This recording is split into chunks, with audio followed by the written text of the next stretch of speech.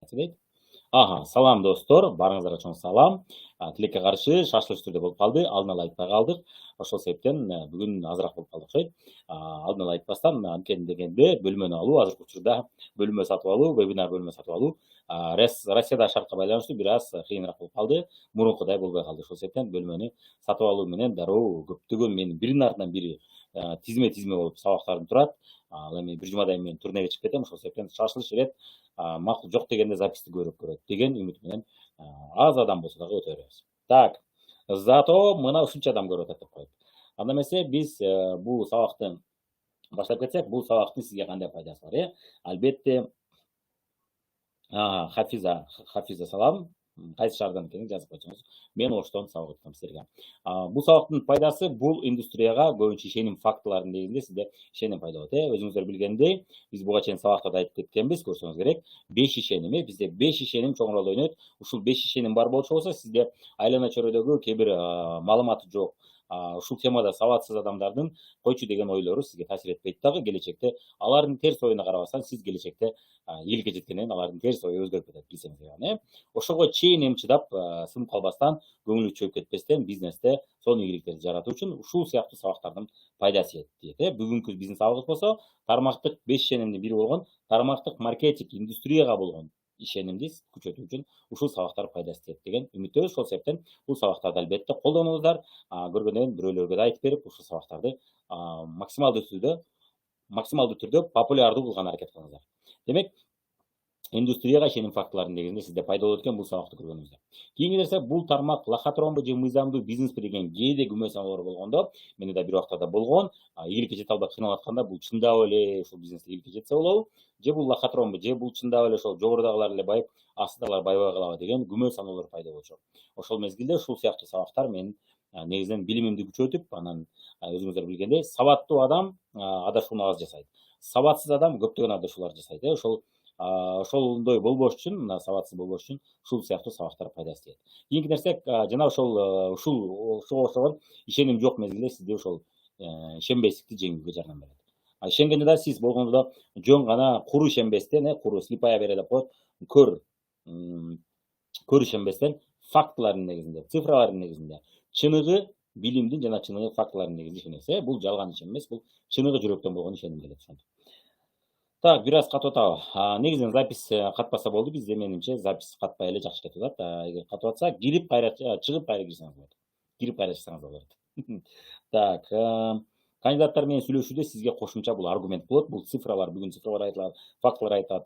Тарыхтан көп нерсе билип кетесиз. Ошол себептен анча-мынча адамдар менен талашып калууда, сүйлөшүп талашып калууда сизде бул фактылар сизге аргумент болуп берет.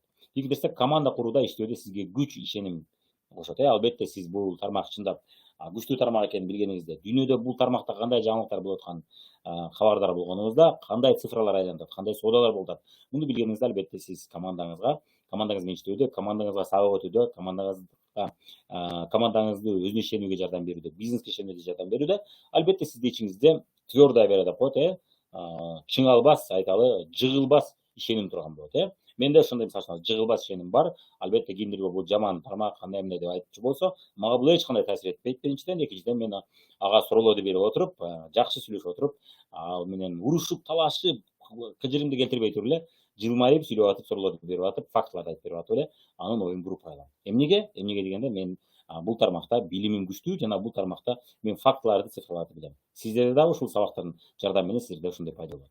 Кийинки нерсе, убактылуу сыноолорду сынып калбоого себепкер болот. Демек, сиз сынып калбай, акыраяк жана биз айткандай, элдин, коомдун сабатсыз оюна карабастан, акыраяк ийгиликке жетип, бул индустрия чындап иштерине, бул индустрия ар бир адамга сонун мүмкүнчүлүктөрдү берерине сизде чыныгы ишеним пайда болот жана далил болуп бере аласыз. Анда эмесе сабагыбызды баштайлы, анда эмесе кеттик сабакта бизде сабактарды баштайлы анда. Азыркы учурда эмнеге тармактык маркетингке карай коомдо негиле терс ойлор бар? Бул боюнча мен өзүмдүн видеолорумдун биринде көбүрөөк, кеңирээк, көптөгөн мисалдар менен айтып кеткем.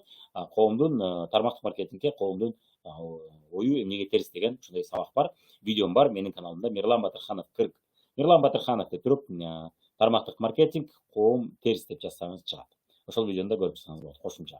Негизинен бул жерде биз кыскача үстүртөн өтүп кетебиз. Биринчисинен, Биринчиден каржы пирамидалары толтура, каржы пирамидаларын көпчүлүк адам бул жакта бул тармак боюнча билими жетишпегендиктен, бул тармакта сабаты жок болгондуктан алданып калгандар көп болот. Каржы пирамидаларды көп көрүшөт жана бирөөлөрдүн алданып калгандарын угушат. Жана тармактык маркетинг, чыныгы тармактык маркетинг компания менен каржы пирамидасын айырмалай билишпейт. Ошол себептен ушундай орто жолдо муну дагы мошенник деп ишенишпейт. Кийинки нерсе толук маалыматы жок, жана биз айтып кеткендей. Кийинки нерсе коомго кандай пайда алып келерин чынында билишпейт. Биз бүгүн бул жөнүндө сөз кетебиз жана мен ошол сабагымда коомго пайдасын толук камдып айтып бергем. Кийинки нерсе жаңы тармакка негизинен эл өзү ушундай шектүү карайт да. Эми 90 жылдары биз союз биздин ата энелерибиз, бизден чоң улуу ага эжелерибиз союздун тарбиясын көп алып калгандыктан, мен азыраак алып калдым, бирок көп алып калгандыктан соода деген бул уят деп ушундай бизде бизнес деген бул элди алдоо деген түшүнүк болгон. Ошол себептен 90 жылдары базарда соода кылуу бул уят болчу. Адамдар, тааныштары, туугандары келатканда бекинип калышчу. Мына соодагерлерден мурунтан 90 жылдардан бери соода ишинде иштеп кеткендерден сурасаңыз ошол нерсе болот. Азыркы күндө тескерисинче базарда соода кылат экен, же контейнери бар экен десе, анда акча бар экен, ага кызымды берсем болот экен, же болбосо ал кызды келин кылып алсак болот экен деп талаш болуп тартышат. Неге дегенде акча бар экен билишет. Бир убакта бул уят болгон жана акчасын эч ким ойлогон эмес. Бирок ошол убакта конкуренция азда иштеп алгандар өтө сонун иштеп алышты. Бул жерде да элдер түшүнбөй атканда иштеп алгандар утасыздар. Так, ошол сыяктуу биздин тармакка да элдин көбүнүн түшүнүгү азырынча азыраак. Барып мисалы үчүн батыш өлкөлөрүн карасаңыздар, ал жакта тармактык маркетинг боюнча түшүнүк кенен салыштырмалуу бир топ чоң да, анан ишкерликке туура мамиле кылышат. Бизде ишкерликке анча туура мамиле кылышпайт. Эми сен көп болсо да өзүңдүн бизнесиңди улатасың дегендей мамиле кылышат. Бул жок, экономикага чоң таасир этет. Бул экономикага сен өзүңдүн салымыңды кошуп атасың. Ушул экономиканы айландырып атасың деген сөз жок, мындай түшүнүк жок бизде. Эмнеге дегенде союздун тарбиясын алып калганбыз, ишкерликке азырынча мамиле өзгөрүлөт. Ошол сыяктуу тармактык маркетингке дагы мамиле ошол эле сыяктуу. Албетте андан да жаманыраак. 90 жылдары көңүлү калып калгандар бар. 90 жылдары тармактык маркетинг бир келгенде жапырылып келген, элдин баары түшүнүгү жок туруп иштей баштаган, түшүнүгү жок туруп иштегендиктен көптөгөн каталар жасашкан жана көптөгөн адашуулар жасашкан. Көптөгөн адамдар чала же жарым же айталы жашыруун каржы пирамидаларга кабыл болушкан, үйлөрүн алдырып койгондор болгон. Менин өзүмдүн жакын тааныштарым арасында үйүн алдырып койгондор бар. Алар да бизди бир убакта бул бизнес болбогур, бул бизнесте элди алдайт жана башка деп бизге ошондой ой пикирин айтышкан. Биз айырмалагандыктан алардын оюна маани деле берген эмеспиз. Алардын оюна моюн деле сунган эмеспиз. Бирок азыркы учурда ал адамдардын уже ою оң. Эмнеге дегенде алар уже айырмасын билип калышты.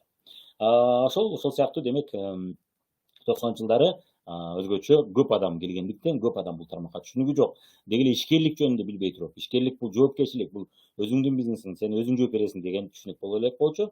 Демек буга ишке келгенде ушул тармакка келишкен. Азыр көпчүлүк адам жумушка же ишке орношкондо келишпейт, алар бизнес катары келишет көбүнчө. Эми жок дегенде биз ошону чакырабыз.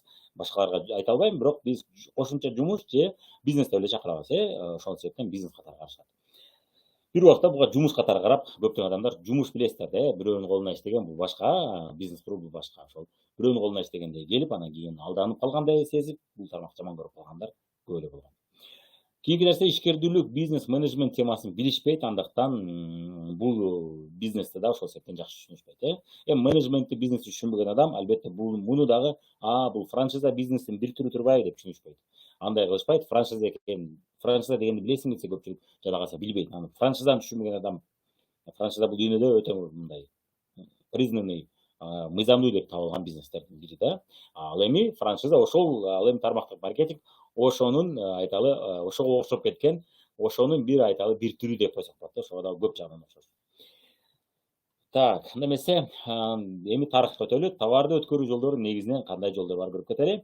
Биринчи, эң алгачкы, эң байыркы, эң белгилүү жана таанымал жолдордун бири бул базар аркылуу соода. Бул сооданын бул түрүнө адашпасак 3000 жылдан ашык болуп калды, 5000 жылда болушу мүмкүн. Базар аркылуу бизнесин сатуу 5000 жылдан бери бар. Бул эң байыркы сооданын түрү. Демек товарды бирөөгө, кардарга жеткирүүнүн жолу, эң бир байыркы жолу бул базар. Базардын өзүнүн күчтүү тараптары бар, өзүнүн алсыз тараптары. Күчтүү тарабы албетте миңдеген адамдар бир жерге сүйлөшүп алышты да, ошол жерде барбыз, ошол жерде соода кылабыз деди. Ошол себептен аларман кайсы жерден аларды табышты билет. Бирок ошону менен бирге подделка бар, билесиздер, сапатсыз товар да бар, сапаттуу товар да бар, тейлөө начар деген нерсе да бар, жана башка. Ал эми андан кийинки жакынкы айталы бир 300 жыл мурун же 400 жыл мурун пайда болгон.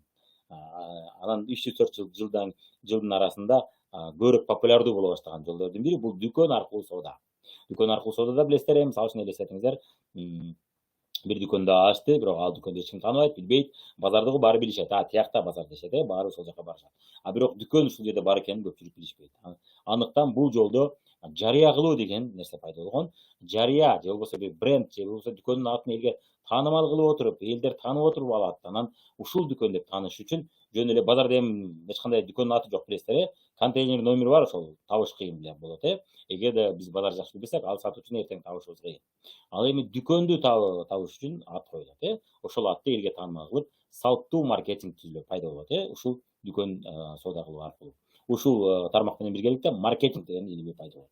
Маркетинг деген бул базарды изилдөө. Демек, башкача айтканда, кантип биз кардарга өзүбүз жөнүндө тагыраак жана жакшыраак маалымат жеткирсек болот, бизди кантип алар тааныса болот, кантип алар бизди каерде экенибизди билсе болот деген илим бул маркетинг.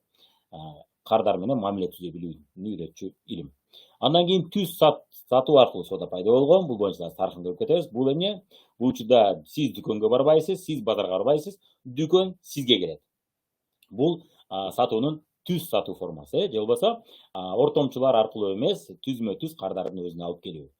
Же болбосо бир эле ортомчу бар, ошол өндүрүштөн, заводдон, фабрикадан чыккан жерден бир гана ортомчу келип кардарга түз сунуш айтат. Ал ортомчу дагы жөн ортомчу эмес, ал компания менен биргеликте иштешкен ортомчу. Бул түз сатуу формасы. Ал эми дүкөн аркылуу жана базар аркылуу соодада билсеңиздер керек. Буга чейин дагы бир темаларыбыздын биринде тармактык маркетинг бул эмне деген сабагыбызды айтып кетебиз. Ал жерде товар биринен бири сатылып отуруп анан келет. Базар аркылуу соода болгондо да, дүкөн аркылуу соода болгондо дагы көптөгөн товарлар оптом бирөө дүң сатуу, чоң дүң сатуудан орто дүң сатуучуга келет, орто дүң сатуучудан чакан дүң сатуучуга келет. Андан кийин гана чекене баада, адаштым окшойт, чекене сатуучулар келип анан дүң баада саткандарга, башкача айтканда розницага алып келип сатат. Анан ушинтип биринен бири сатып отуруп, анан ортомчулар, көптөгөн ортомчулар аркылуу келет.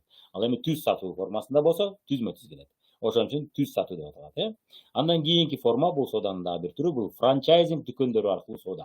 Башкача айтканда, сиз өзүңүз бир эле ачкан дүкөндөр аркылуу эмес, өзүңүз гана соода кылбастан, сиз көптөгөн адамдарды менин дүкөнүм менен иштеш, өзүңдүн шаарыңда менин дүкөнүмдү ач деген да. Ачканга мен сага мүмкүнчүлүк берейин жана укук берейин жана ошол тажрыйбамдан бөлүшүп, сен кандай бизнес кылышты билбесең, мен өзүмдүн тажрыйбамдан бөлүшөйүн, менин тажрыйбамдан пайдаланып, сен дагы менин точкамды ачып пайда көр. Анан пайдаңдын бир бөлүгүнөн бөлүшүп кой. Биз үйрөтүп, сага гарантия бизнес алып келген үчүн деп франчайзинг же болбосо франшиза дүкөндөр аркылуу соода. Бул андан кийинки мына 4-чү форма, сооданын 4-чү формасы. Андан кийин 5-чи бул тармактык маркетинг аркылуу соода чыкты. Ушул жерге биз интернет аркылуу соода деп койсок да болот. Экөө бири-бирине өтө жакын. Интернет аркылуу, интернет дүкөн аркылуу соода деп койсок да болот. Бул эми дүкөндүн албетте бир түрү. Бул дагы дүкөндүн бир түрүнө окшош. Анан жакынкы учурда маркетплейс аркылуу соода деп да чыкты. Бирок биз тармактык маркетингти изилдеп аткан жактан бул биз аларды толук камдуу бул боюнча сүйлөшпөйбүз. Аны болгону айтып кетебиз. Маркетплейс аркылуу соода, бул дагы базар аркылуу соодага окшоп кетет көп жагынан, маркетплейс. Бирок базардан өзүнүн сонун артыкчылыктары бар. Негизинен азыраак акча менен баштоого, базарга караганда көбүрөөк мүмкүнчүлүк берет маркетплейс. Бирок бардык эле бизнестерде чоң акча киргизүү керек болот. Маркетплейске деле, базарга деле, дүкөн ачуу үчүн деле. Болгону түз сатуу үчүн чоң акчанын кереги жок, азыраак акча керек. Франчайзинг үчүн чоң эле акча керек болот. Ал эми тармактык маркетинг аркылуу башташ үчүн чоң акчанын кереги жок. Ошон үчүн бул народный бизнес деп койсок, бул элдик бизнес деп койсок болот да. Биз эми бүгүн тармактык маркетинг кантип пайда болгонун азыр көрүп кетебиз. Демек, мына дүкөн аркылуу соода 1624 жылы Голландияда алгачкы жарнамалар пайда болот. Мына дүкөндөрдү реклама кылчу. Демек, ошол мезгилде бул биз ушул аркылуу тааныйбыз. Демек, дүкөндөр ошол мезгилде көбөйө баштаган, ошол себептен өзү жарыялоо үчүн муктаждык пайда болгон. Демек, алгачкы мына гезиттерге 1624 жылы. Ошондо 17-кылымда алгачкы айталы дүкөн аркылуу соода, ушул тармак өнүгүп көбөйө баштайт экен. Жана салттуу маркетинг, биз билген маркетинг реклама аркылуу өзүн таанылтуу жолу пайда болот экен. жана бренд өнүктүрүү деген түшүнүк акырындык менен өнүгө баштайт, жаралат. Түз сатуу болсо, түз сатуу бул 1886 жылы California Perfumes деп аталган компания ачылган. Азыркы учурда Avon АКШда мына 19-кылымда 140 жыл мурун, орточо айтканда 100 почти 140, атак 136 жыл мурун мына Avon компаниясы ачылган экен. Алгачкы түз сатуу компаниялардын бири. Андан кийин Xerox деген компания чыкты. Көптөгөн компаниялар. Xerox деген компанияны билсеңиздер керек. Ким билсе жазып коюңуздар. Ким Xerox деген компанияны уткан? Ошол компаниянын жардамы менен бизде бир атактуу сөздөрдүн бири бар, Xerox деген сөздү биз башкача өзгөртүп айтабыз дайым. Ошол компаниянын атын айтып туруп, анан кийин бир сөздү кошуп сөз пайда болгон бизде. Ким ушул компанияны тааныйт? Тааныгандар плюс басып коюңуздар. Так, кымбат салам. Айзат Жалалабадтан салам. Салам Айзат. Так, Азиза билет экен Xerox деген компанияны. Демек бизде сөз бар, ксерокопия деген сөз ошол сөздөн, ошол компаниянын атынан пайда болгон. Бул Tefal электрочайникти биз электрочайнигин биз Tefal дегендей, үтүктү биз не дейт элек? Үтүктүн дагы атын бар эле, унутуп калдым. Максым шорону биз максым дебестен шоро дейбиз, шоро ишем дейбиз, ошол сыяктуу бул дагы Xerox'тан чыккан. Xerox дагы ушул түз сатуу аркылуу иштеген көп жылдар боюнча. Ал эми 4-чү тармак бул франчайзинг дүкөндөрү аркылуу сода 1851 жылы АКШда Зингер тигүүчү машиналар алгачкы жолу өзүнө мындай сунуш кылат экен. Биздин тигүүчү машиналарыбыз аркылуу сиз Бишкектен салам Бактыгүл. Салам. Биздин тигүүчү машиналарыбызды сиз өзүңүздүн шаарыңызда мастерской, оңдоочу түйүнүн ачып, ошол биз менен биргеликте бизнес кылсаңыз болот деп, алгачкы франчайзинг модели пайда болот. Же болбосо дилерство сыяктуу модель пайда болот. Башкача айтканда, ошол Зингер тигүүчү машиналарды чыгаруучу компания өзүнүн мастерскойун ачып отурбастан көптөгөн дилерлерди ишке чакырат экен дагы, биз иштешке, биз менен ишкер болуп, биз менен иштешкиле жана мастерскойлорду ачып, ошол тигүүчү машиналарды оңдоочу түйүндөрдү ачыңыздар деп сунуш кылып, алгачкы франчайзинг модели пайда болот. Франчайзинг менен дилерство экөө окшоп кетет. Азыркы учурда бизде сиз жашаган шаарда көптөгөн ушундай тейлөөчү борборлор бар. Мисалы үчүн биздин шаарда Samsung деген борбор бар. Ошол шаардагы көпчүлүк техникалардын көпчүлүгүн ошол Samsung борбору тейлейт. Ушул сыяктуу мына Зингердин тигүүчү машиналарды оңдоочу түйүнү пайда болгондо мына алгачкы франчайзинг модели пайда болот. Соданын бул бир түрү. Андан кийин 5-чи түрү мына бул ошол франчайзингдин бир түрү деп айтсак болот. Көп жагынан окшош, франчайзинг окшоп эле пайда болгон. Азыр тарыхын көрүп көрүп кетесиздер. 1939-жылы бизде АКШда California Vitamins аттуу компаниясы ачылып, мына алгачкы тармактык маркетинг компаниясы пайда болот. Так. Эми түз сатуу боюнча сүйлөшүп кетсек, мына Avon компаниясы эшиктен эшикке каккылап, такылдатып, өзүнүн продукциясын көрсөтүп, презентация жасап, сизге кичине сонун сулуулукка пайдалуу, ден соолукка, гигиенага, жеке гигиенага пайдалуу продукцияларды көрсөтүп кетсек деп, ошентип реклама жасап, элге таанымал болгон. Азыркы учурда Avon же Avon деп компания сурасаңыз, өзгөчө батыш өлкөлөрүнө барсаңыз, элдин баары тааныйт. Албетте, биздин мамлекетте да бул компания жакшы таанышат. Мына өтө атактуу компаниялардын бири, бирок эң биринчи баштаган компаниялардын бири. Түз сатуу менен тармактык маркетингдин айырмасы эмне деген суроо болушу мүмкүн. Бул боюнча дагы кыскача андан сүйлөшүп кетебиз. Демек, негизги модель эмне болот? Бул революция болгон өзүнчө. Сиз дүкөнгө келбестен, дүкөн сизге келип айтып берет. Бул дагы мындай караганда тейлөөнүн бир сервистин жаңы деңгээли болгондо, сиз дүкөнгө барбасаңыз дагы келип сизге көрсөтүп беребиз, кааласаңыз алып келип беребиз деп атат. Бул мындай караганда азыркы күндө биз үчүн үйгө жеткирип кеткен товарды деген бул жаңылык эмес, бирок ошол мезгилде өз учурунда бул өтө чоң жаңылык болгон. Революция жасаган компаниялардын бири болгон. Анан азыркы учурда сиз түз сатуу боюнча иштеген компанияларды билсеңиздер керек. Бизде мына суу фильтрлери сатылып жүрдү. Менин үйүмдө дагы, көпчүлүгүңүздөрдүн үйүңүздөрдө да ушул суу фильтрлери коюлуп турса керек. Суу фильтрлери да ушул түз сатуу формасы менен бизге таанымал болду. Көпчүлүгүбүз ошол суу фильтрлерин коюп алдык. Үйдө таза суу. Азыркы учурда ошол фильтрден ишпей калган учурда бир момент болду, кичине бузулуп бир нерсе болду. Ошол мезгилде оңдогуча биз берки сууну ичкибиз келбей калды. Шунчалык илинип атты. Эмнеге дегенде, биздин сууда ылай менен темир көп. Ал эми суу фильтрлери бизге таптаза алып берет. Мына бул дагы түз сатуу бизнеси, түз сатуу сатуунун формасына жардам менен бизге мына келип атат. Чаң соргучтар билесиздер, Kirby сыяктуу чаң соргучтар бар. Башкача чаң соргучтар мына ушул жол менен келип атат. Аны эми жакшы же жаман деген биздин бүгүнкү темабыз эмес бул. Мага жагат же жакпайт деген бул дагы биздин темабыз эмес. Кимдирбирөөгө жагат, кимдирбирөөгө жакпайт. Кимдиргө сындайт, кимдиргө ошол тапшырышталат. Бирок бул түз сатуу формасынын мына мисалдары. Китептер, мисалы үчүн Москвада ким иштеген болсо көрүп жүрөсүздөр, китептерди студенттер метродо жүрүп сатышат, көрсөңүздөр керек. Ар кандай библиялар бар, жана башкалар. Идиш аяк сатчу түз сатуу формасында компаниялар бар.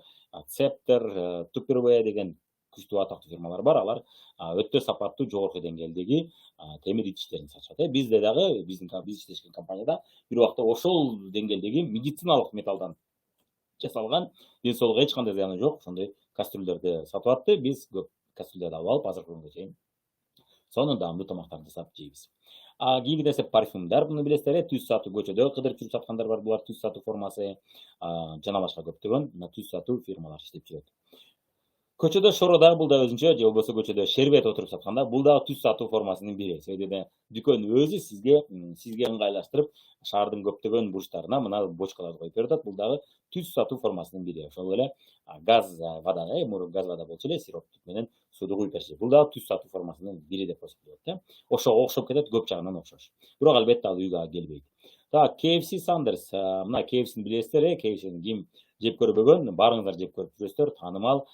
Кыргызстанда дагы акыркы бир 5 жылдан бери жакшы таанымал болуп калды. Өзгөчө Россияда иштеп келгендер, чет элде иштеп келгендер муну мурдатан билишет, жакшы көрүшөт.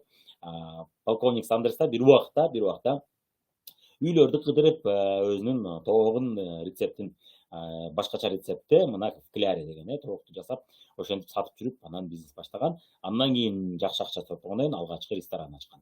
Ага чейин акчасы болбогондо ал эшиктерди каккылап, түз сатуу формасы менен өзүнүн тоокторун элге таанымал кылган. Мына көрдүңүздөр, бул дагы түз сатуу формасы аркылуу иштеген. Клининг компаниялары, көптөгөн клининг компаниялары адамдарга, кардарларга түзмө-түз өзүнүн кызматын сунуш кылып жарыя жасашат. Бул боюнча мени да бир убакта жумушка чакырышкан, бир убакта жетекчи болуп бериңиз, же болбосо бизде менен кошумча иштеңиз деп чакырышкан. Сизде сатууда тажрыйбаңыз бар деп чакырышкан. Брокерлер дагы ошондой телефон аркылуу телефон чалып, түзмө-түз кардарлар менен сүйлөшүп, кардарларга сунушун айтып, ортомчу аркылуу эмес, телевидение, гезит аркылуу реклама кылбастан түзмө-түз реклама жарыя кылышкан. Бул жерде албетте мошенниктер да бар, брокер бизде деп чалгандардын арасында мошенник эместер да бар, өзгөчө бинарды катышкан деп сунуш кылгандар. Мошенниктер бар, мошенник эмес брокерлер да бар. Бул боюнча Волк с Уолл-стрит деген кинону көргөндөр бар болсо, плюс басып коюңуздар, Волк с Уолл-стритте да ушул жерде мисал көрсөңүздөр болот. Түз сатуунун бир формасы, бирок телефон аркылуу албетте. Көргөнсүздөр, көргөн болсоңуздар айтып коюңуздар. 5 жазып коюңуздар көргөн болсок, Волк с Уолл-стритте. Метродо, поездде, көчөдө, баса Москвада болуп келгендер, метродо, поездде көрүп жүрөсүздөр. Метродо, поездде тынбай ар кандай продукцияларды презентация жасап, түз сатуу менен иштеп келишет. Бул демек сатуунун 3-чү дагы бир жолу деп койсок болот. Кымбат көрүптүр, Гүлзар көрүптүр бул нерселерди, бактылуу Гүл көрүптүр. Так, мына түз сатуунун бир формасы дедик. Эми франчайзинг, рахмат, обратный связь берип атканыңыздар үчүн, жооп берип, активдүү катышып атканыңыздар эң сонун, буга чоң рахмат. Франчайзинг аркылуу соода, бул бизде 4-чү форма. 1851-жылы жана зиңгир тигүүчү машина деп айтып кеттик. 1920-жылдары товар франчайзингдери чыга баштайт, уже мастерскойлор эмес, оңдоочу жайлар эмес, уже мына товар дүкөндөр ачыла баштайт. Мына 1920-жыл, ошондо караганда 100 жыл болупту. 100 жыл мурун франчайзинг бизнеси катуу өнүгө баштайт экен.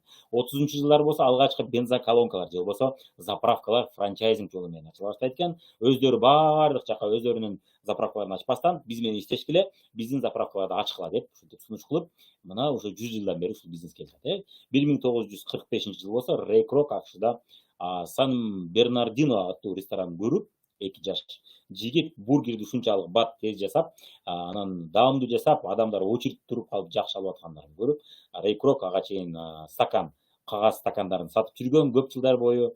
50 жашка чейинби, 45 жашка чейинби стакан гана сатып жүргөн, түз сатуу жолу менен анан бизнести көп жылдан бери көрүп жүргөн үчүн карап, бул модель сонун окшойт деп изилдеп кызыга баштайт. Анан ошолордун ресторанын кызыгып көрүп, изилдеп жүрүп, анан ошол 2 жигитке сунуш айтат. Аларга айтат, ушундай дүкөн ачпайлыбы, ресторандын көбөйтпөйлү дейт. Дүкөн эмес, ушул ресторандарды көптөгөн шалбарга ачпайлыбы. Мен дагы силердин бизнесиңерге долега кирейин, акча киргизейин, анан ушул ресторандарыңардын санын көбөйтүп берейин дегенде макул болушат. Анан биргеликте Макдональдс 1955-жылы алгачкы франчайзинг, ресторан франчайзинги мына Макдональдс болуп чыгат. Анан АКШнын көп жерине тарап, азыркы учурда билесиздер, дүйнө жүзүнө атактуу фирмалардын бири Макдональдс. Бул дагы франчайзинг. 1970-жылдары франчайзинг бул мошенничество деп сот иштери башталат. Элде ишенимге буга начар болот. Азыркы учурда Россияда ошол көрүнүш болуп атат.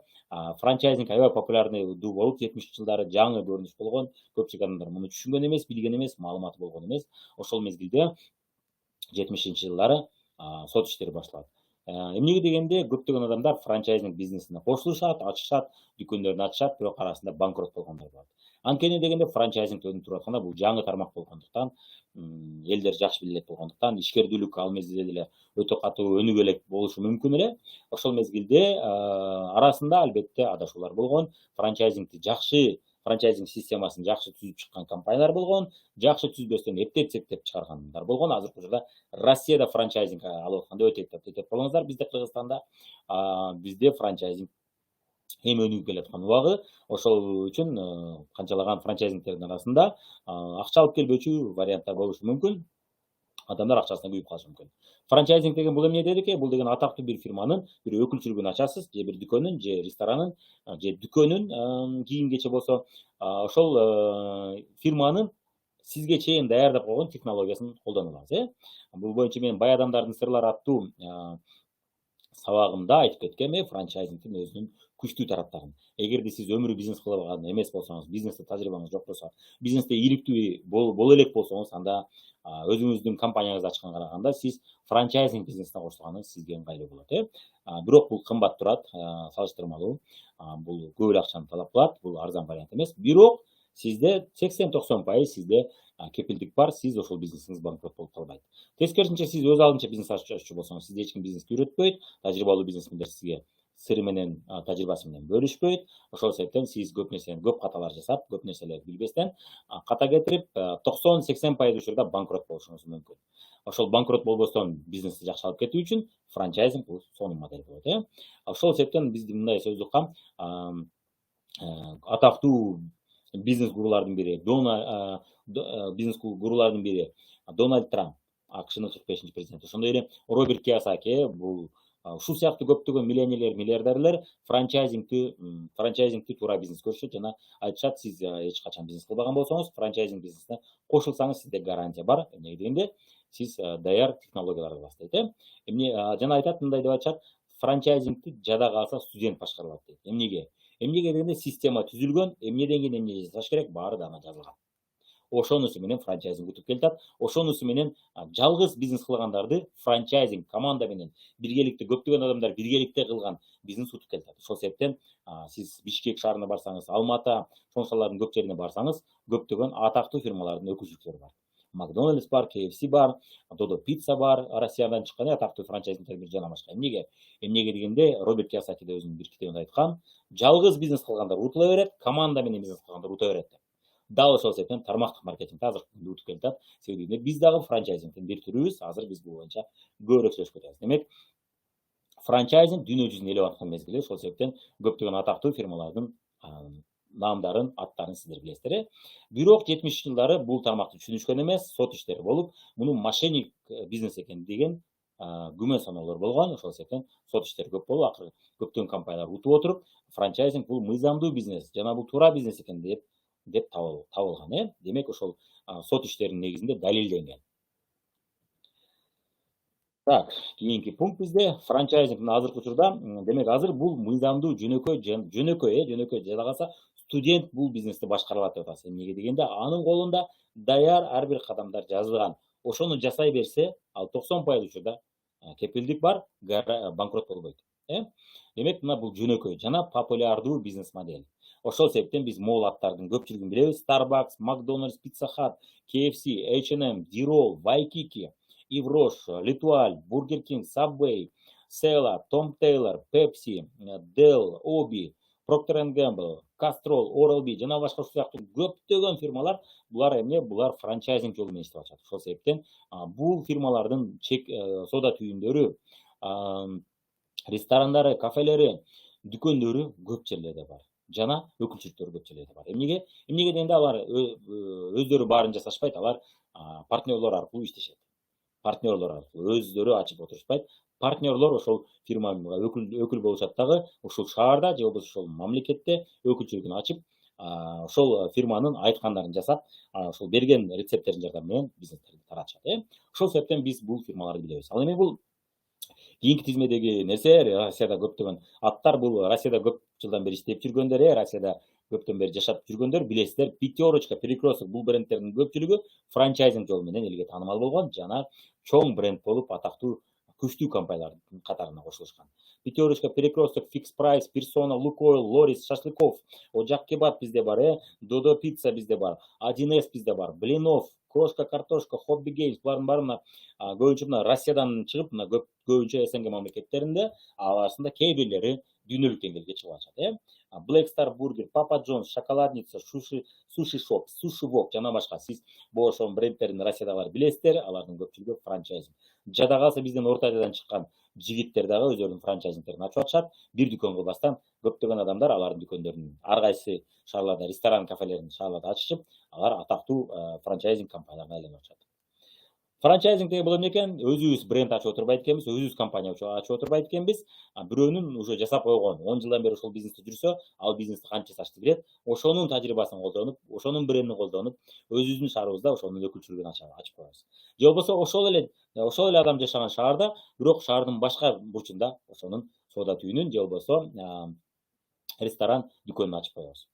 Ачып, ошонун айтканын жасап отуруп, ийгиликке жетебиз. Байкап атасыздарбы, биздин тармактык маркетингке окшош. Мына франчайзингдин тарыхы ушундай.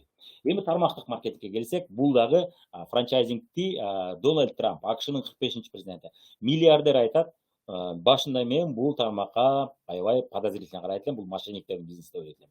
Кийин мен жакшылап изилдегенден кийин, эксперт, адистер менен сүйлөшкөндөн кийин бул темада мен эмне деген ойго келдим? Бул көрсө франшизанын бир түрү экен деп түшүндүм дейт. Ооба, көп жагынан франшизага окшош. Бул франшизанын бир түрүсү десек болот. Мен муну народная франшиза деп коем. Биз тармактык маркетингде иштегендер, биз элдик франшиза дейбиз. Эмнеге дегенде, франшиза дүкөнүн ачуу үчүн, соода түйүнүн ачуу үчүн сизге акча керек.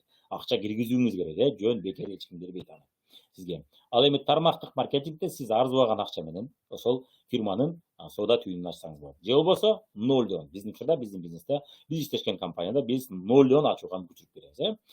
Эч кандай акча киргизбестен нолдон бизнес баштоого мүмкүнчүлүк беребиз. Ошол себептен бул элдик франшиза.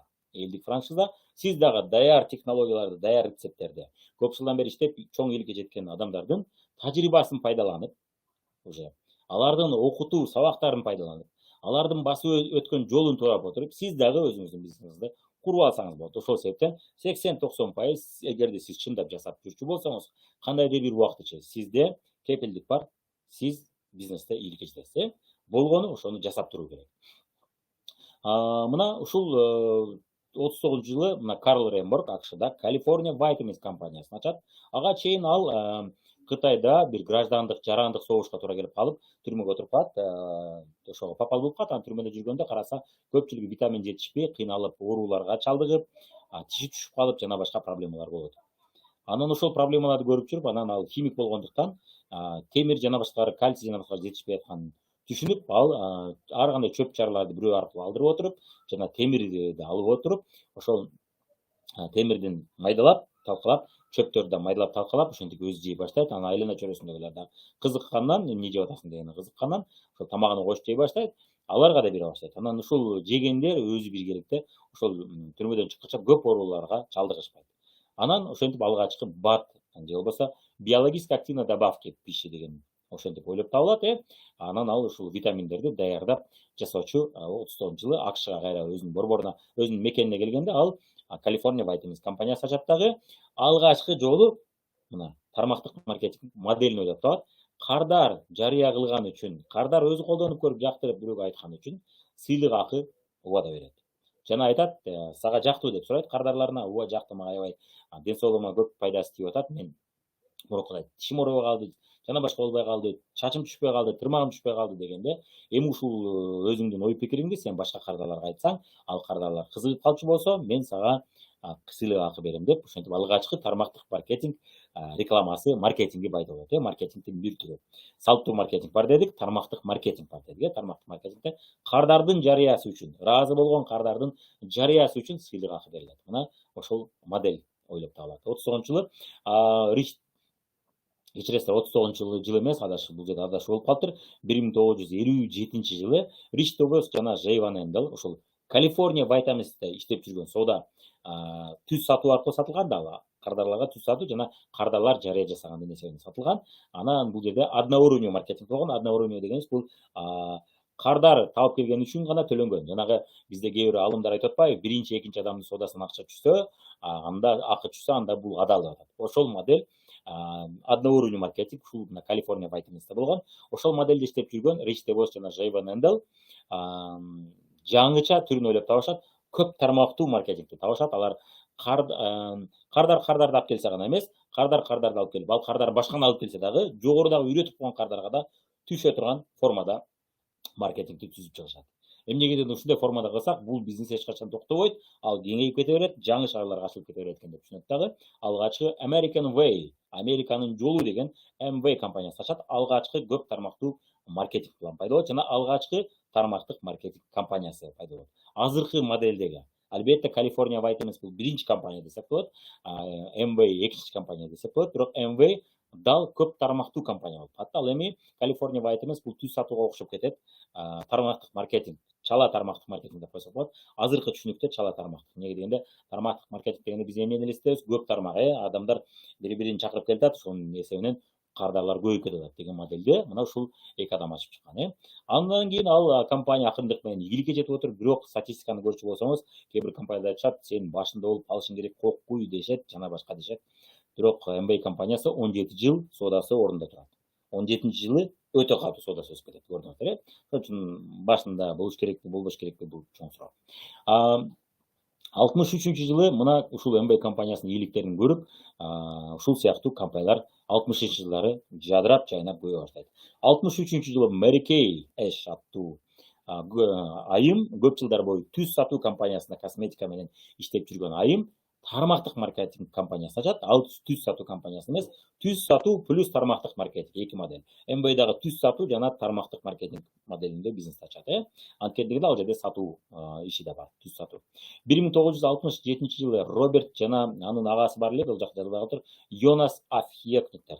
Роберт жана Йонас эки агайыны, эркектер Роберт жана Йонас Афьекниктер Oriflame компаниясын косметика боюнча косметикасын ачат, компаниясын ачат. Азыркы күндө мына көп жыл болуп калды, адашпасам, ошондо 50 жылдан ашыгыраак болуп калды бул компания. Ал эми MBA компаниясы болсо, адашпасам 57 жыл ачылса, демек 60 жылдан ашык болду, 65 жыл болуп калды ошондо. 1969 жылы Natura Cosmetics аттуу чоң, азыркы күндө чоң компаниялардын бири ачылат АКШда. Мына көрүп атасыздар, көпчүлүк тармактык маркетинг компанияларынын борбору АКШ экен. АКШда ушул бизнес ойлоп табылган, ушул АКШда катуу тараган алгач. Азыркы учурда дагы дүйнөлүк чоң компаниялардын көпчүлүгү АКШдан чыккан. 1980 жылы Herbalife компаниясы мына Марк Хьюз аттуу жаш ишкер ачкан. Азыркы күндө дүйнөлүк деңгээлдеги атактуу компаниялардын бири жана топ 100ге кирет бул компаниялар. Ушул мен айткан компаниялардын дээрлик баары топ 100 тизмеде жүрөт. Ал эми биз иштешип аткан компаниялар билесиздер, топ 100 тизмеде жүрөт. Алдыңкы орундайда.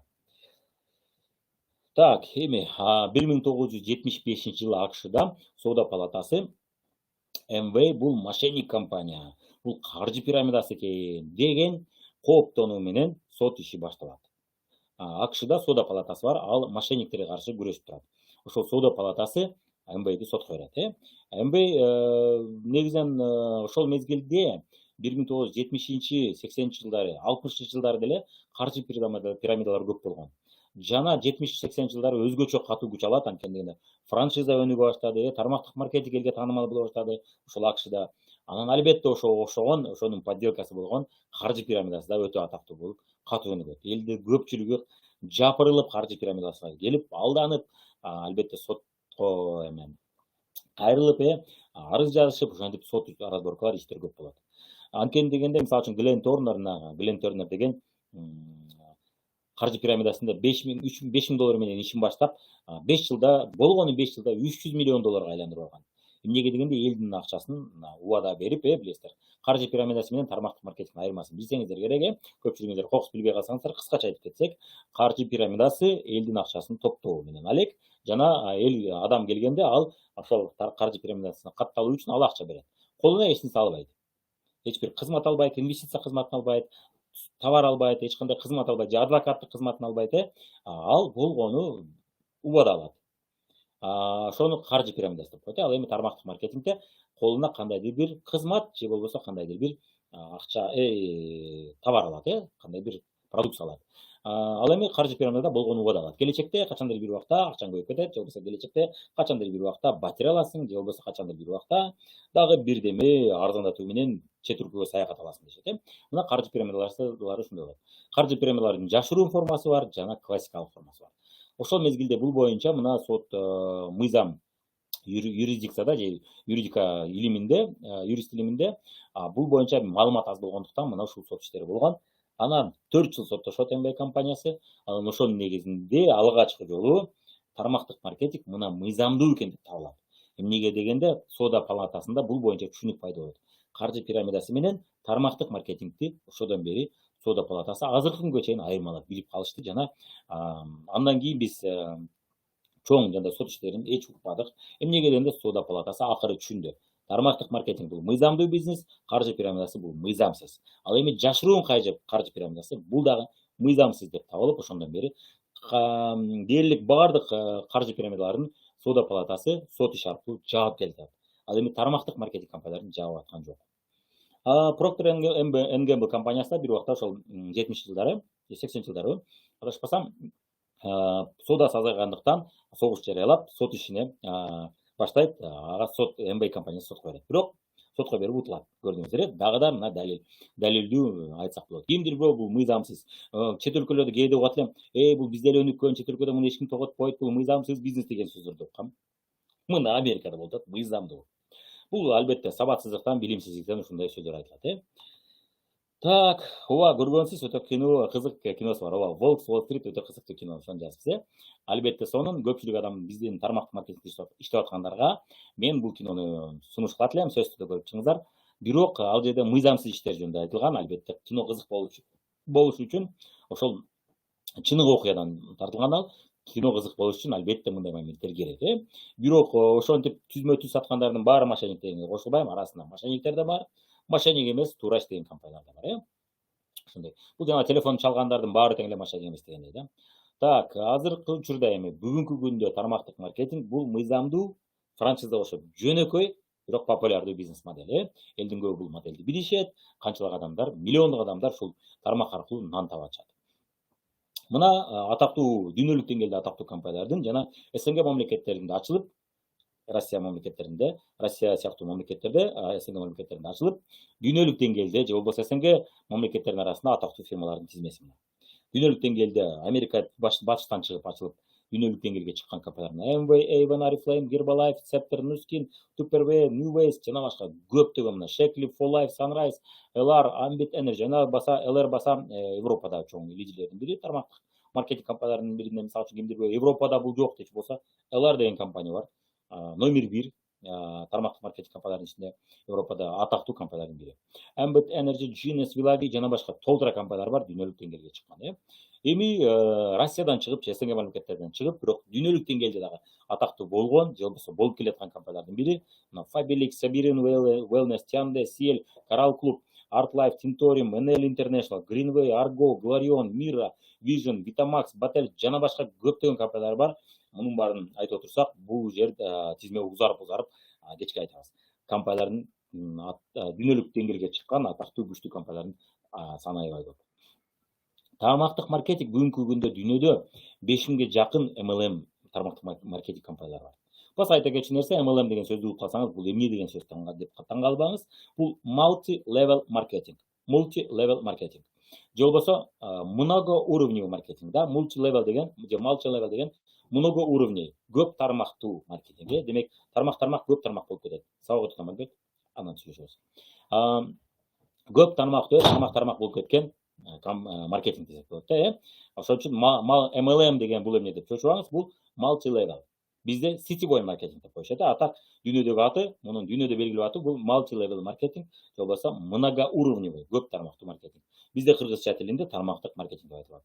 Азыркы учурда АКШда 2500ге жакын тармактык маркетинг компаниялар бар. Европада 700ге жакын компания. Малайзияда болсо 800ге жакын. Мына мындай карасак, Малайзия бир мамлекетте 800 жакын компания бар. Эмнеге дегенде, Юго-Восточный Азияда жакын арада биздин компаниябыз Кудай буйрса баары жакшы болсо ачылат. Өзү 23-жылы ачылат деген план бар. Эми кризиске карата билбейбиз, билип кетиши мүмкүн. Бирок Юго-Восточный Азия азыркы күндө тармактык маркетинг индустриясында обороттун, сооданын өсүүсү боюнча номер 1-де турат, прирост боюнча. Эмнеге дегенде, ал жакта пенсия көп мамлекеттерде жок. Адамдар өзүнө пенсия жасоо менен убара, тармактык маркетинг ошон үчүн эң сонун куралдардын бири. Ошол себептен Малайзия менен бир эле мамлекет, Малайзияда 800 жакын компания бар, көрдүңүздөр. Ал эми Россияда 100 жакын компания бар. Бизде эми левый настроение деп коет. Левый деген бул мамлекет жасап берсин деген союздан калган ой жүгүртүү бар. Ошол себептен бизде катуу өнүгө элек бул индустрия. Ал эми батышта, дүйнөдө, чет өлкөлөрдө эмнеге бул катуу өнүккөн, эмнеге мынча компания официалдуу түрдө иштейт деген суроого жооп, ал жакта ишкерчилик илгертен түшүнүктүү, көбүнө билишет, ишкерчиликке даяр, психологиясы, мамлекет пенсия жасап берсин эмес, ал ким өзүнүн келечегин өзү жасайт, жоопкерчилик өзүндө. Ошол себептен тармактык маркетингди жакшы кабыл алышат. Бизде бул жаман кабыл алат, бизде кыйын дештин кереги жок. Бизде дагы тармактык маркетинг менен иштөөдө өзүнүн сонун плюстары бар, жана өзүнүн минустары бар. Башка мамлекетке барып иштесеңиз дагы өзүнүн сонун плюстары бар, өзүнүн сонун жаман минустары бар. Казакстанда 50 жакын, 50ден ашык тармактык маркетинг компаниялар официалдуу иштеп атат. Бул чоң мамлекет бизге караганда. Кыргызстанда мен ойлойм 15-20 эле тармактык маркетинг компаниясы официалдуу иштесе керек. Биз эми кичинекей мамлекетпиз. Мисалы үчүн мен көп компанияларды билем. Бизде официалдуу түрдө өкүлчүлүгү жок, бирок Казакстанда бар. Анткени биз кичинекей мамлекетпиз. Так, кеттик анда. Мына азыркы учурда көрдүңүздөр, ушунчалык көп компаниялар иштейт экен. Дүйнөдө тармактык маркетинг компаниялардын жалпы соодасы 150-220 миллиард АКШ доллары. Бир жылдык соодасы мына баарын кошуп келгенде. Бул, мисалы үчүн, мен силерге салыштырмага айтып келтирип берейин. 2021-жылы Россиянын бюджети 280 миллиард доллар болуп атат. Россиянын бюджетине барабар болуп калат. Бир чоң мамлекеттин бюджетине барабар болуп калат. Көрдүңүздөр, канчалык чоң деңгээлде соода жасалат. Бул дагы өзүнчө чоң тармак. Миллиард. Бул деген эмне түшүндүрөт? 150-220 миллиард АКШ доллары соода болду деген, бул деген миллиондогон адамдар акча тапты деген түшүндүрөт. Ал соода жасаган үчүн бул компаниялар акча төлөп берет. Ошол себептен миллиондогон адамдар бул боюнча мына акча таап атышат. Так, бул жерде бирөө поднимает руку дейт, бирөө кол көтөрүптүр. Карыбек кызы Сапаргүл. Жакшы, адашып которгон окшойсуз. Эгерде суроолор болчу болсо, сиздер вопросы деген бөлүк бар. Жогоруда, мына бул жакта жогоруда көрсөңүздөр болот. Режим вопросы деген жерге суроо жазсаңыздар болот. Суроо жазсаңыз болот, ошол жерге мен ушу суроолорду көрөм. Акырында ушул сабак бүткөндө жооп берип кетем. Так, эми соодасы баса, тармактык маркетинг индустриясынын соодасы дайым өсөт. Түшкөн мезгил боло элек. Могу ковид пандемия учурунда билбейт экен, бирок буга чейин соодасы түшкөн момент болгон эмес. Дайым өсүп турат. Жалпы компаниялардын баарынын соодасын кошуп келгенде, бул боюнча ассоциация прямых продаж деген бар. Бул дүйнөлүк ассоциация. Ал жерге көпчүлүк учурда, 90% учурда мыйзамдуу компаниялар, туура иштеген каржы пирамидалар кирбейт көбүнчө. Анча-мынча адашып кирип калышы мүмкүн, бирок андай көпчүлүк жок. Биринчиден. Экинчиден, прозрачный, башкача айтканда, жыл сайын отчетун көрсөтүп, ачык түрдө салыкты төлөп, ачык түрдө иштеген компаниялар болот. Ал тизмедечи. Аны ачык түрдө соодасын көрсөтпөгөн компаниялар кирбейт ал жакка. Демек, ал тизме биринчиден. Анан экинчиден, албетте ал жерге мүчө болгон менен алгачкы 100 компаниянын соодасы салыштырылып, рейтинг түзүлөт. Ошол компаниялардын соодасына карата рейтинг түзүлөт. Бул компания мага жакты, жакпады эмес. Соодасы көп болду, демек бул компания ийгиликтүү. Демек, элдер анын продукциясын жакшы көрүп алышат, жана элдер ошол компания менен иштешет дегендин негизинде рейтинг түзүлөт. Ошол ассоциация прямых продаждын данныйына таянсак, пандемияга чейин бир дагы жолу тармактык маркетинг индустриясынын соодасы түшкөн эмес, азайган эмес. Тескерисинче көбөйгөн. Көрдүңүз. Азыркы учурда негизинен лидер компаниялар өзү кошуп келгенде 12 миллиард АКШ доллары соодасын жасап атат жылына. Россияда лидер компаниялар орточо 400 миллион АКШ доллары соодасын жасап атат. Көрдүңүздөр, Россияда. Ошол 400 миллион АКШ доллары соодасы болуп атса, демек бул сизге базардын чоңдугу. Ушунчалык көп адам соода кылып алып атыштыр. Бул деген, бул кимге керек? Буну ким алат деген суроого жооп. 400 миллион Россияда АКШ долларына соода жасалып атыптыр. Демек, ошончолук көп адам соода кылып атыптыр, продукциясын жакшы көрүп алып. Тармактык маркетинг компанияларынын продукциясын.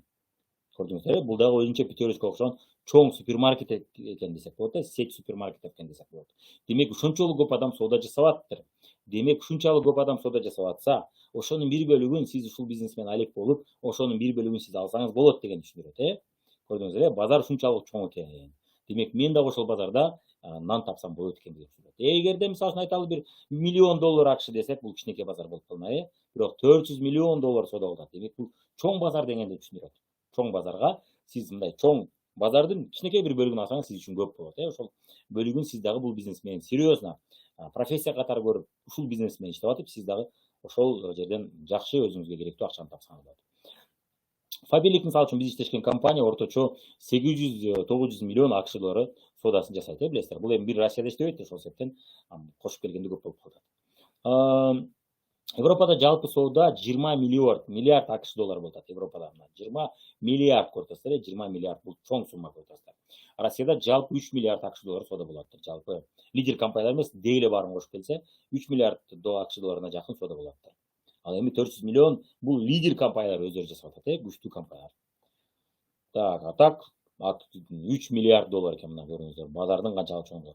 Бул деген миллиондогон адамдар миллионер болуп, миллиондор таап атат, 100 миң, 200 миң, 500 миң, миллион сом же миллион рубль айына таап атат.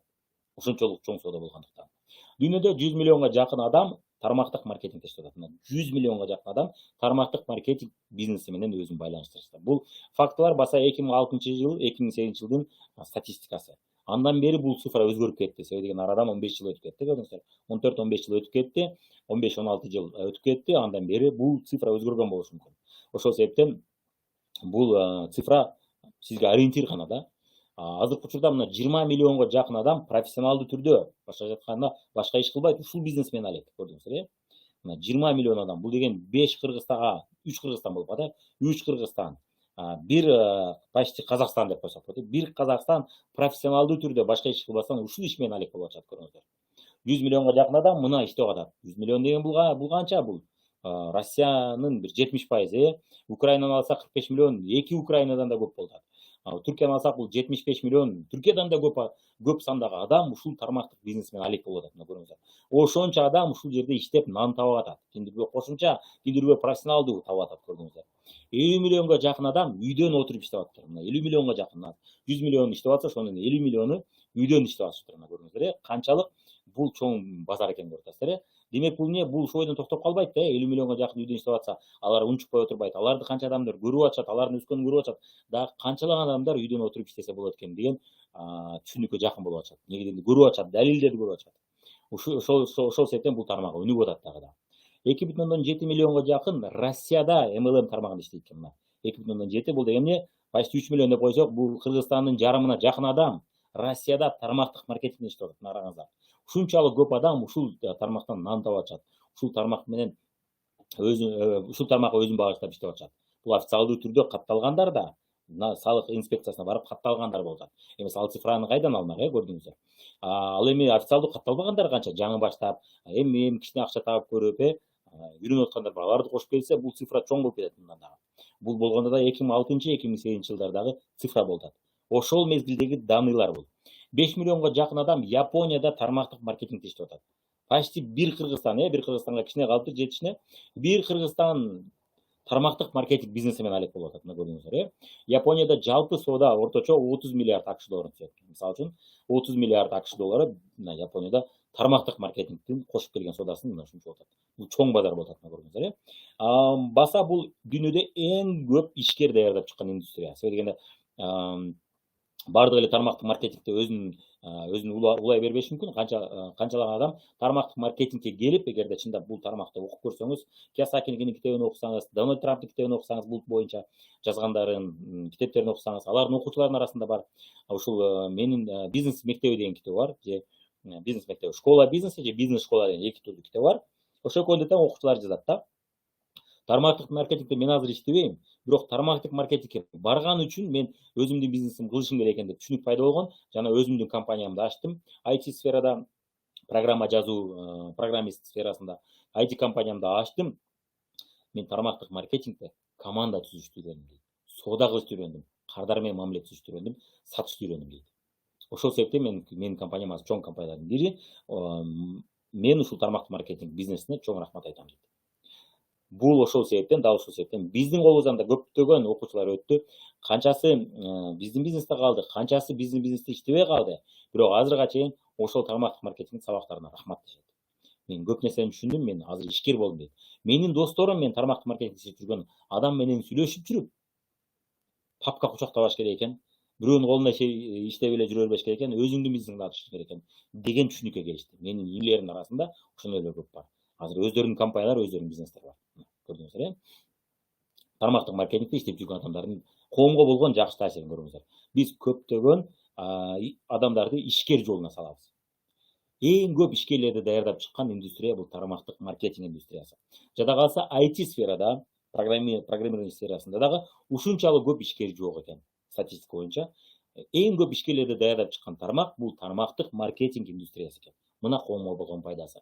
Демек биз коомдо, дүйнөдө ишкерлердин санын көбөйтүп атабыз.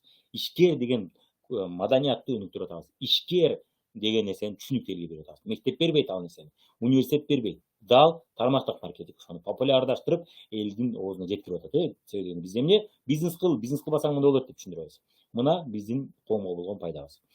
Ал эми ишкерлер өнүксө, экономика өнүгөт, Ишкер көп жерде экономика, соода өнүгөт, адамдардын көптөгөн проблемалары чечилет. Ишкерлер ошол проблеманы чечүүнү уюштурушат. 125 мамлекетте официалдуу иштейт азыркы учурда тармактык маркетинг компаниялары. Кытайда, Кореяда гана чектелген. Кытайда билесиздер, коммунизм болгондуктан ал жакта чектелген. Тыюу салынган эмес, чектелген. Кореяда да чектелген. Ал жерде өзүнүн себептери бар. Түндүк Кореяда. Түндүк Кореяны билесиздер, ал жак өтө катуу көп нерсе чектелген. Ал жерде көп нерсе тыюу салынган. Мына башка көпчүлүк мамлекеттердеги 200 мамлекетте ошонун 125 ишинде мына жарымынан көбүндө тармактык маркетинг компаниялары официалдуу түрдө иштейт. Көрдүңүздөр, Ассоциация прямых продаж 25 жылдан бери иштейт. 25 жылдан бери ушул ассоциация прямых продаж тармактык маркетинг компанияларын жана түз сатуу компанияларын бириктирип, мына рекомендациялар жасап, аларды текшерип, алардын рейтингтерин түзүп, ушул индустриянын өнүгүүсүнө салым кошуп атат. Эми тармактык маркетинг принцибин ылайыкташтырып колдонгон компаниялар. Алар тармактык маркетингди колдонбойт, бирок тармактык маркетингдин иштөө жолун колдонушат өздөрүнүн ишинде. Бул Colgate, Ford, MasterCard, сиздер билген карточка, Visa карттын шериги MasterCard. Canon, сиздер билген ксерокопия жасаган, ошол боюнча атактуу техникалар жасаган. Ал фотоаппарат жасайт жана башка. Lipton, чайды билесиздер. Мына бул дагы тармактык маркетинг иштөө жолун колдонушат. Toyota тармактык маркетинг принцибин колдонот. Ал тармактык маркетинг жолу менен сатпайт, бирок ошонун принцибин колдонот. Кайсыдыр бир мисалы үчүн айталы, соода агенттеринин айлык төлөөбөстөн процентке алышат, независимый дистрибьютор өз алып ишкер болуп биз менен иштеш дейт. Ушул сыяктуу көптөгөн принциптерин колдонот. Panasonic колдонот. Россияда ВТБ банк колдонот азыркы учурда. Тармактык маркетинг боюнча атактуу ВТБ банк. Бул боюнча көрүп кетесиздер цифра. Азыр көптөгөн банктар, коммерциялык банктардын көпчүлүгү уже айлык төлөөбөстөн ошол кредитке кардар тапканга процент төлөп тармактык маркетингге окшотуп ошол жолду колдонушат. Жана кардар чакырып келчү болсо, ага дагы биз скидка кылып беребиз кызматыбыздан деген өзүнүн сунушун айтып атат. Анан да банктардын аттарын көрүп кетебиз. Мына азыркы учурда Альфа банк, адашпасам Альфа банк ошону колдонот. Альфа банк ушул сыяктуу банктарда мына тармактык маркетинг принцибин колдонуп келатат. Эмнеге дегенде бул революциялык жана ыңгайлуу. Көп жактан иштеп аткан адамга да ыңгайлуу, компаниянын өзүнө да ыңгайлуу. Эми албетте мен акча тапкым келет, жакшы жашагым келет деген адам үчүн. Жок, мен жалпоо мен иштегим келбейт, мен эптеп эле мындай, мага эптеп эле окшош эле мындай эптеп айлык берип койгула деген адамдар үчүн бул ыңгайсыз анткени аларга гарантия, кепилдик берип айлык берип койсо, алар эптемемде иштемеш болуп койсо ошол жакшы. Бирок мен жакшы жашагым келет, турмушумду өзгөрткүм келет, ошого ылайык мага мен айлыгымды өзүм көтөрө алгыдай болоюн деген адам үчүн бул укмуштуу мүмкүнчүлүк. Ошон үчүн ушул принципти колдонуп атат. Тармактык маркетинг боюнча атактуу миллионер бизнесмен, экономисттердин ой пикирин көрүп кетели. Пол Зейн-Пилзер, АКШнын 2 АКШ президентинин экономика боюнча кеңешчиси Пол Зейн-Пилзер айтып атат: миңдеген жаңы миллионерлер дүйнөдө эң тез өсүп келе жаткан индустрия болгон тармактык маркетингде пайда болот келечекте миллионерлер дейт. Миңдеген миллионерлер. Анан ал жерде толук сөз бар, анткени дегенде wellness индустриясында булар чемпион деп айтат да, сөзүндө, толук сөзүндө. Wellness индустриясын өтө жакшы тармактык маркетинг компаниялар өздөштүрүп, элдерге популярдуу болуп атат. Жана барган сайын адамдар wellnessке көбүрөөк көңүл бурат дейт. Wellness деген бул эмне? Өзүн кароо, ден соолугун кароо, сулуулугун кароо, сырткы келбетин кароо, стилди кароо, деги эле мындай жакшы кооз жашоого умтулуу, ушуну wellness индустриясы деп коет. Wellness индустриясында чындап эле тармактык маркетинг компаниялары чемпион. Так. Анткени да адамдар барган сайын жакшы акча тапкан сайын эмне кылат? Өзүнүн сырткы келбетин, сулуулугун, тазалыгын, гигиенасын жакшы таанып жүрүүсүн жана ден соолугун карай башташат. Мына ошол себептен бул индустрия барган сайын өнүгүп барат дейт. Дональд Трамп, АКШнын 45-президенти, миллиардер, шоумен, бизнесмен, инвестор. Бул айтып атат, мен жаш студент болуп нолдон бизнес жолумду баштап аткан болгонумда, анда мен перспективдүү тармактык маркетинг компаниясынан баштамакмын дейт ишимди дейт. Дегенди журналисттер шылдыңдайт. Өздөрү сурап берет да, эмне болмокса сиз нолдон баштасаңыз, студент болсоңуз бизнесте эмнеден баштамак элеңиз дейт. Тармактык маркетингден баштайт экен дейт. Алар шылыңдап, ишенбей тамашалашып окуйт деп күлүп коюшса, мен өз темамды жакшы билгеним үчүн силер менен кеңеш сурап атасыңар. Мен силерге миллиардер катары биякта отуруп, сахнада туруп кеңеш берип атам дейт экен да. Мен тамашалашкан жокмун дейт экен да. Ошону мен билгеним үчүн силерге айтып атам дейт экен да. Мен жөндөн жөн стереотипке баш ийбейм. Мен бизнес темасын билем. Ошон үчүн мен ушул кеңешти силерге бердим дейт экен да. Ошентип оозорун жабапкерчилигиндаган оозор. Роберт Кийосаки, миллионер, инвестор, коуч, көптөгөн адамдарды бизнес тармагына бурган, өзүнүн Баята Кедеята жана Квадрат денежного потока акча агымы боюнча сонун китептеринин автору, бизнес мектеби китебинин автору, эмне деп айтат? Мен мурун бул тармакты мошенник бизнеси деп ойлочумун. Көрсө толук маалыматым жок экен эле дейт. Анан толук изилгенден кийин эмне деп атат? Тармактык маркетингде күчтүү наставник системасы бар дейт. Өзүнүн бизнес мектеби аттуу китебин окусаңыздар, же болбосо менин бай адамдардын сырлары биринчи бөлүк бар. Ошол Роберт Кийосакинин китебинин негизинде түзүлгөн. Жана бай адамдардын сырлары экинчи топтогу видеолор бар. Ал жерде бизнес мектебинин негизинде түзүлгөн моменттер айтылат. Пайдалуу моменттер, жашоодон мисалдар менен, өзүмдүн көргөн мисалдар менен, далилдер менен ошол Кийосакинин ой пикирин түшүндүрүп берген. Ошол айтат, бул бизнес менин бай атам бар болчу дейт. Менин күчтүү наставнигим бар болчу дейт. Силердин көбүңөрдө андай наставник жок дейт. Ошол себептен силер бизнести баштасаңар, силердин банкрот болбошуңарга мен гарантия кепилдик бере албайм дейт. Бул бизнесте силер чыныгы практикада бизнеске үйрөнө аласыңар дейт. Чоң төбөкөлгө барбай туруп дейт. Болгондо да силерди өздөрү практика жүзүндө жасап жүргөн ишкер катары тажрыйбасы бар наставниктер үйрөтөт дейт. Силер ошолордун сабактарын угасыңар, ошолордон үйрөнөсүңөр дейт. Менин бай атам сыяктуу алар да силерди колдоп турат дейт. Силерди сынып калбаштан сактайт. Силерди ошол бизнес жолунан бөлүшөт, ошол бизнес жолдон басып өткөнү сонун системасын берет дейт. Ошол себептен өз жолуңарды тармактык маркетингден баштагыла дейт. Жөн өзүңөр бизнес ачып баштабагыла дейт. Анткени дегенде өзүңөр бизнес ачып баштасаңар, силер жыгылып калышыңар мүмкүн. Көпчүлүк ишкерлер жыгылып калат деп айтат, Жана силер миллионер болбой, орточо деңгээлдеги бизнесмен болуп калышыңар мүмкүн деп атат. Ал эми силер миллионер болгуңар келсе, эркиндик алгыңар келсе, чоң акчалар табып, эркин жашоодо жашагыңар келсе, анда тармактык маркетингден баштагыла дейт. Жада калса силер эртең келечекте ушул бизнесте иштебейм десеңер дагы, ошол бизнестен баштагыла дейт. Неге дегенде, чоң сабак аласыңар деп атат. Уоррен Баффет, инвестор, инвестор жана журналдар жакшы пикир калтырууда бул тармактык маркетинг жөнүндө. Жана инвестиция жасашууда. Башкача айтканда, инвесторлор тармактык маркетинг компанияларынын акцияларын сатып алат, акча салып атат ошол компанияларга. Неге? Ишенген үчүн. Уоррен Баффет дүйнөдө эң бай адамдардын бири болгон, кайсыдыр бир жылдары дүйнөдө эң бай адам болгон, андан кийин экинчи орунда болду окшойт. Азыр топ 10 десек же топ 100 десек ошонун катарында Уоррен Баффет бар. Инвестиция боюнча сонун сабактар бар, YouTube'да сонун кеңештер бар. Эгерде мен инвестицияга үйрөнөм десеңиздер, көпчүлүк адамдар ушул адамдын китебин кеңеш беришет. Инвестиция боюнча ушул адамдын китебинен башла дейт. Дүйнөдө эң бай адамдардын бири, бул тармактык компаниялардын бирине мен акча киргизгем дейт. Ошол капитал эң кирешелүү инвестициялардын бири болду дейт. Тармактык маркетинг бул сонун индустрия деп жакшы көрүп айтып атат. Банк системасында, туризмде, кафелерде да тармактык маркетинг системасын колдонушууда азыркы учурда.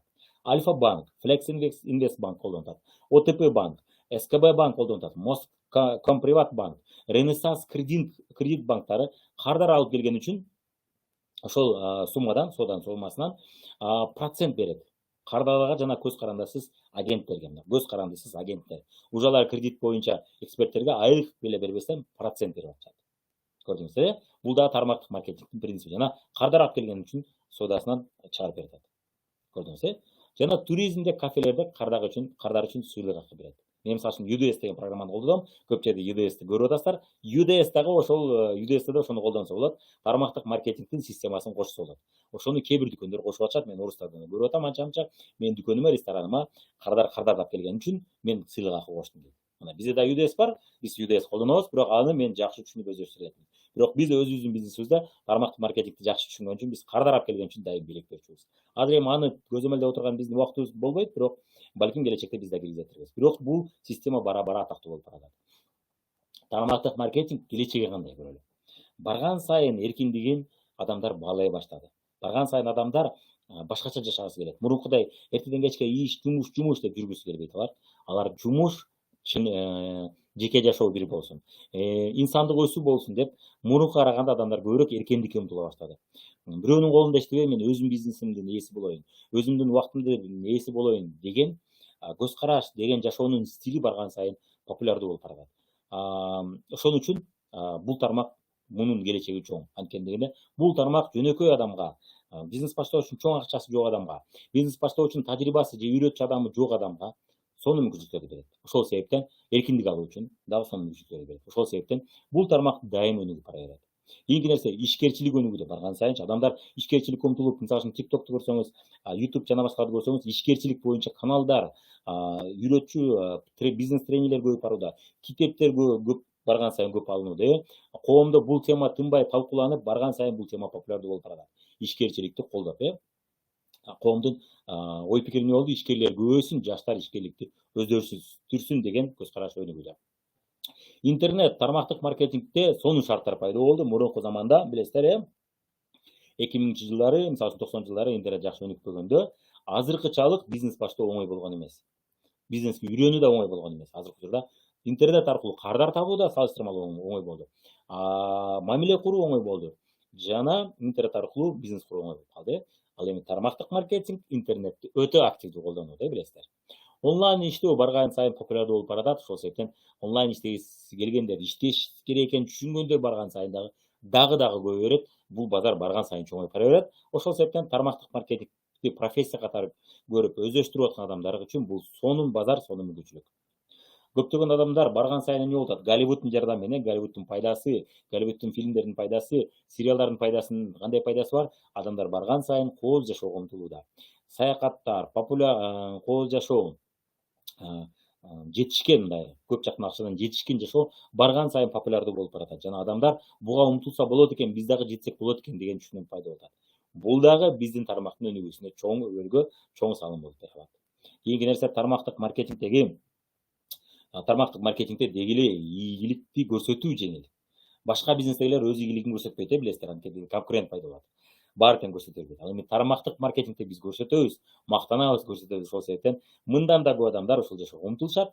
Ошонун жардамы менен жана интернет буга бизге сонун мүмкүнчүлүктөрдү берет. Ошол себептен бул тармак дагы өнүгө берет. Анткени дегенде барган сайын адамдар билесиздер, ошол маалыматка курчалган сайын азыр интернет аркылуу биз оңой курчап атабыз адамдарды маалыматка барып курчалган сайын ушул маалыматка алар далилдерди көбүрөөк көрө баштайт дагы. Мындан да көбүрөөк адам тармактык маркетингге келе берет дагычы. Келбей койбойт. Анткени мына көрдүк, себептерди. Кооз жашоого умтулушат, эркин жашоого умтулушат. Эркиндикти тармактык маркетинг берет, Көпчүлүк бизнестер эркиндикти бере албайт. Көрүп эле жүрөбүз. Бизнесмендердин арасында канча, ишкерлердин арасында канчасы чет өлкөгө эч жака чыга албай эле жүрүшөт. Канча жыл иштесе эле. Эмнеге дегенде сүйлөшүп келсең таштап кете албайт. Уурулук башталат дейт. Тармактык маркетинг ошол эркиндикти, ошондой кооз жашоону бере алат. Башка бизнестердин көпчүлүгү аны бере албайт. Же болбосо көп жылдар бою бере албайт. Келечекте бере алышы мүмкүн, бирок ага чейин бере албайт. Көрдүңүздөр, Бул боюнча менин бир тааныштарым эле айтып кетет. Тармактык маркетингде мурун иштеп анан кадимки бизнесте, классикалык бизнесте жасап атканда, ошол мезгилде алар акчадан кыйналып аткан, акча кириш керек да кечке, билесиздер. Биздин командада көптөгөн адамдар өздөрүнүн башка бизнестерин ачып көрүштү. Чындап эле ынанышты, өмүр бою акча киргизе берет экенсиң депчи. Алар да ошо акча киргизип кыйналып жүргөндө тармактык маркетингди да кошо алып кетпейсиңерби десем, тармактык маркетинг мага жакпайт деди. Эмнеси менен жакпайт десем, презентация өтүп жүрө бересиң, костюм, андан эмне кийинесиң кечке, өзүңө чаптап, сырткы келбетиңе чаптайсың, анан эки жака семинар жана башкаларга барасың, өзүң акча чаптап эле жүрө бересиң, деди да. Туура эле дедим. Анан ошол мезгилде эмне деп жооп беришимди билбедим. Анан кийин ойлонуп көрүп анан кийин мен эки бизнестерин жасагам да билем да, айттым. Аларга айттым. Уже жооп бул жакка келди, айттым. силер өзү бизнести эмне максатта кылып атасыңар дедим. Келечекте кооз кийинип, эки жака саякаттарга чыгып, өзүңөрдүн ден соолугуңарды, сырткы келбетиңерди карап, жакшы жашоого умтуласыңарбы? Же болбосо кечке эле товар сатып алып, кадимки бизнеске окшоп, магазинди товарга толтур, ремонтун оңдоо, эме точкаларга акча киргиз деш үчүн бизнес жасап атасыңарбы? Же болбосо ошол жерден түшкөн, ошол жасап койсом, эртең түшөт акча, ошол акчанын эсебинен мен кийинем, кооз жашоодо жашайм, чет өлкөгө саякаттарга чыгам, өзүм карайм деп, кооз кымбат автоунааларды айдайм деген ниетте бизнес кылып атасыңарбы? Же өмүр бою ушинтип акча салып жүрө берем деген ниетте кылып атасыңар десем, вообще-то ушул максатта кылып атам деди да. Мен айттым, тармактык маркетинг ошону айландырып отуруп түз берет экен да дедим. Ошонусу мага жагат дедим да. Мен буга чейин канча акча салдым, канча бизнестерге дедим. Канча бизнестер банкрот болуп жабылып кетти, канча бизнестерде мен минус менен чыктым. Канча бизнестерде акчам 1 жыл, 2 жыл жөн эле туруп калды, ноль менен чыктым. Пайдасы жок эле чыктым. Тармактык албетте арасынан терилип отуруп күчтүү бизнестерди терип алдык, тандап алдык, өстүк.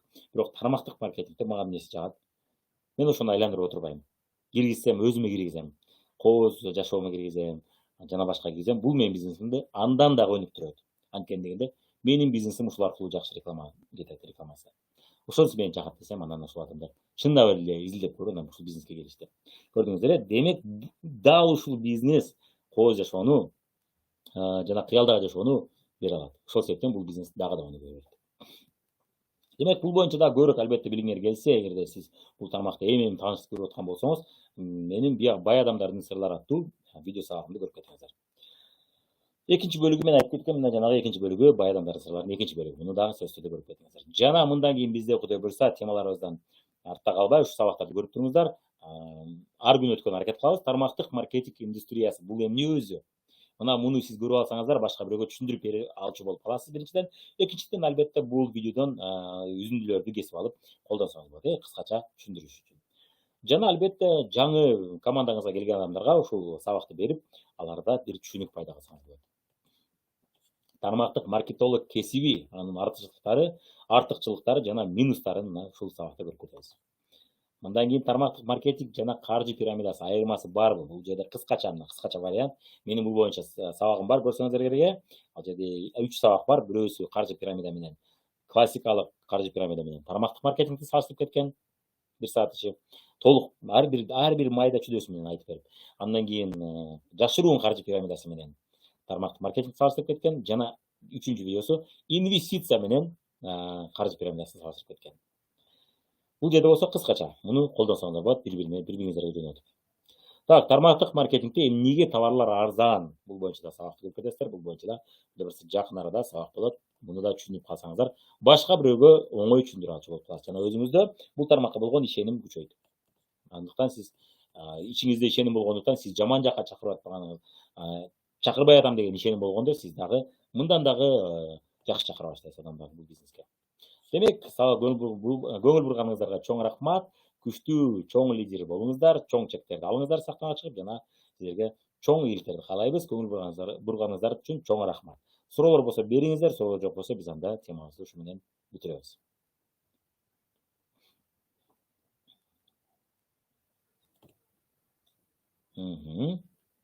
Так, анда эмесе суроолор жок болсо, суроолорду кийинкиге даярдап коесуздар. Дагы ушул темаларда биз улайбыз. Баса Кудай буйрса дагы жакын арада уктап калган лидерлерди кантип ойготсо болот, жана уктап калган жаңыларды кантип ойготсок болот. Алар эмне кылсак болот? Уктап калган, өчүп жок болуп кеткен, токтоп калган, тормоз болуп калган, катуу уктап калгандарды кантип ойготорбуз? Бул боюнча да бизде сабагыбыз болот. Даяр туруңуздар, вебинарыбыз болот, Ал эми вебинарга кире албай калгандар албетте запистен көрүп алсаңыздар болот. Анда эмесе дагы көрүшкөнчө аман болуңуздар. Ийгиликтер сизге, дагы сонун ийгиликтерди жана чоң лидерлерди каалап келебиз сиздерге.